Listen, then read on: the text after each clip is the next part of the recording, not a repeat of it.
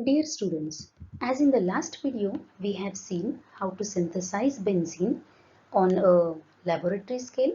Today, let's discuss how industries are producing benzene, and because they have to handle large amounts of the benzene, its derivatives, precursors, one has to also study its physical properties. So benzene contains 6 carbon atoms and 6 hydrogen atoms, giving rise to molecular weight of 78.12, out of which the contribution of carbon is 92.3 and hydrogen is 7.7. It is due to the fact that out of 78, carbon has the weight of 72, rest is the hydrogen. This is a low boiling liquid having boiling point of 80.1 degrees Celsius. The reason why it was initially preferred as a solvent because it is clear, colorless, liquid in state, and it is having sweet characteristic odor. But a very low flash point, minus 11 degrees Celsius, indicate at such a low temperature, if it is brought into contact with the ignition source, it can ignite. Density is 0.87 gram per ml. So it is lighter than water. If you want to separate it from water in the separating funnel, you know water will be heavier, it will settle down and benzene should float. There are two important concerns. It is carcinogenic as well as hazardous to the health, and it is extremely flammable. It is also volatile, so it evaporates very easily even at room temperature. Coming to the industrial production, at the beginning, benzene was produced by fractional distillation of the coal tar which is obtained from the steel industries.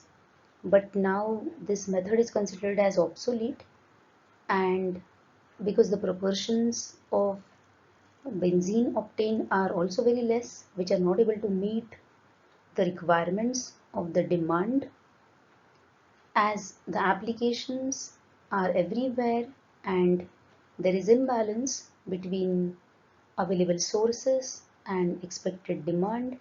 So there are methods, newer methods which are tried by the industries. So nowadays benzene is produced by either catalytic reforming, which forms almost a 50% of the benzene production, then via steam cracking and hydrodealkylation and disproportionation of toluene. Though we are discussing them in context of production of benzene, actually these methods are used for some other purpose, and benzene is either present as a byproduct or as a co-product. Like steam cracking is actually utilized to synthesize ethylenes, and this toluene disproportionation is actually used to synthesize xylenes, but benzene is a byproduct.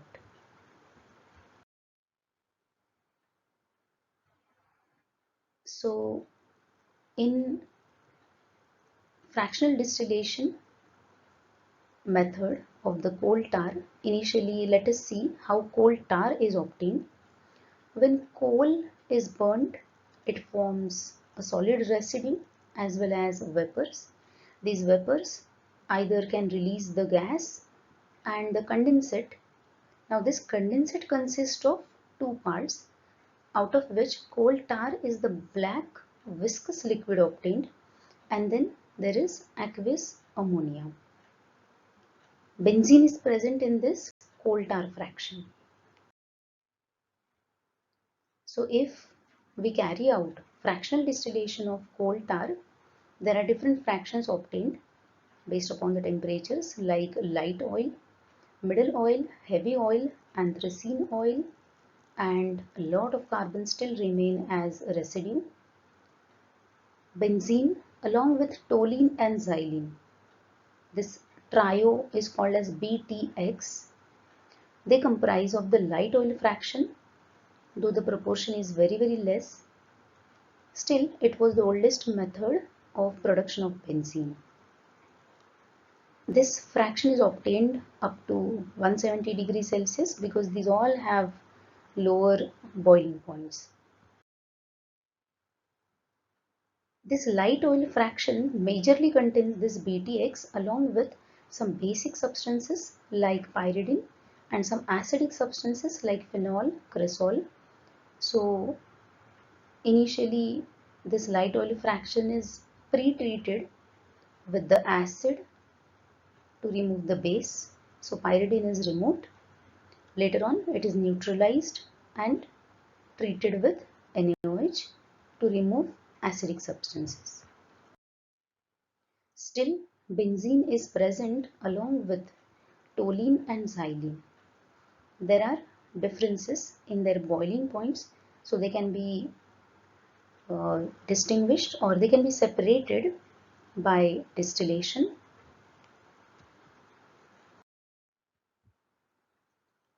The method which is popular nowadays is called as catalytic reforming. So it is formation of the ring, but it is a reforming because we are forming a hydrocarbon with a hydrocarbon. So in catalytic reforming, what we use is the naphtha. Now, naphtha is a general term which is given to any mixture which contains hydrocarbons. So there can be naphtha of crude oil, naphtha of petroleum. Every industry which is comprising of such mixture of hydrocarbons, they will produce their kind of naphtha. So such naphtha which is containing mixture of hydrocarbons, for benzene we expect them to contain at least 6 carbon atoms, so say 6 to 12 number of carbons. Such mixture of hydrocarbons is treated at high temperature with hydrogen gas and some metals as the catalyst like platinum, rhenium, even molybdenum. So such a harsh conditions lead to formation of ring and later on dehydrogenation to form aromatic hydrocarbons. Now in this case also not alone benzene will be synthesized, there will be some other aromatic compounds. So it is very necessary because these all sources contain very less amount of benzene. A lot of stress is given on purification of the benzene from such mixtures, and fractional distillation can be used, but nowadays what we prefer is extractive distillation, wherein that mixture to be separated, to that mixture we add a high boiling solvent which is miscible with one of the component.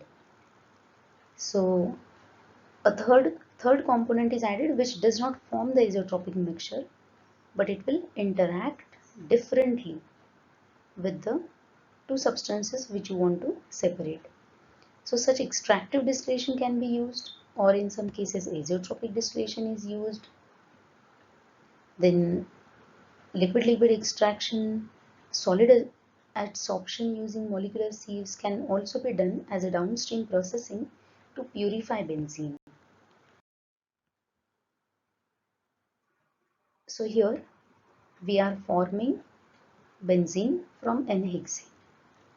Catalyst uses any metal, very high temperature and pressure.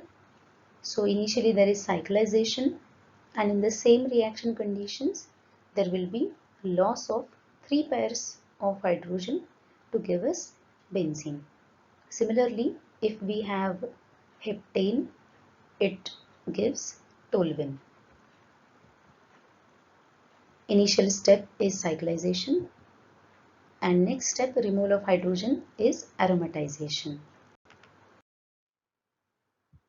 So this catalytic reforming unit consists of catalytic reformal, then there are extractive distillation columns, fractionating columns which can separate these different aromatic compounds obtained. Another prominent process is called as steam cracking. but this is utilized majorly for synthesis of ethylene. So cracking is a general term which is used to convert any higher derivative of the hydrocarbon to the lower derivative, and usually this procedure is used to convert aliphatic hydrocarbons into ethylenes or olefins. So because it is producing unsaturation from the saturated ones, if we change the feedstock, if we change the starting material, then obviously along with olefins we should also get benzene. That is why higher range feedstock is used, heavier feedstock containing carbon atoms more than benzene. So such feedstock is used, and benzene rich fraction can be obtained, which is called as pyrolysis gasoline. This contains about 40 to 45% of the benzene, and with heavier derivatives used and more severe conditions, there can be more production, enhanced yields of the benzenes and aromatics. So pyrolysis gasoline itself is a byproduct of stream cracking of the natural gas, then heavy naphthas and gas oils which contain benzene. So in this procedure, what we need to do is we need to separate this benzene from other aromatics. So usually liquid-liquid extraction or even extractive distillation, fractionating distillation can be used, because initially we have aliphatic compounds. So aliphatic and aromatics, they are separated. You can go through this article for some more details. Third prominent technique involves use of toluene. Because toluene contains benzene ring along with methyl, the process of removing this alkyl group is called as dealkylation, and it is done with the help of hydrogen. So as in the last process, actually this is nothing but steam cracking, because we are producing lower hydrocarbon from the higher hydrocarbon. So toluene is treated with hydrogen in the presence of metal catalyst, high temperature, high pressure. So it leads to formation of methane and benzene.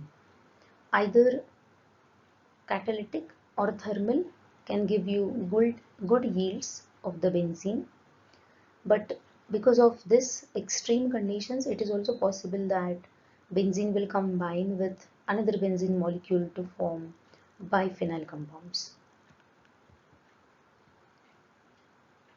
So this is a process of transalkylation, wherein alkyl group is transferred from one molecule to another molecule. So in case of such kind of generators, we have entry of toluene, then hydrogen, so they react with each other, and later on we have to separate aliphatic and aromatic compounds and purify benzene by distillation. Another interesting method is called as disproportionation. In this, we take two toluene molecules, and there occurs transfer or migration of one of the methyl group from one toluene molecule to another toluene molecule. So in this process, we generate benzene along with xylene, and actually this process is targeted towards production of xylene. In the upcoming sessions, we will see, in presence of methyl group, another methyl group will attach at which position, how reactivity and orientation of these substitutions will change. So this is also a process of transalkylation, but here methyl group is transferred from one molecule of toluene to another molecule. This process is used in the industries for production of xylenes, where benzene is a byproduct. So these are some references which you can go through. Thank you for watching. Next session we will study chemical reactions of the benzene. Till then, take care. Goodbye.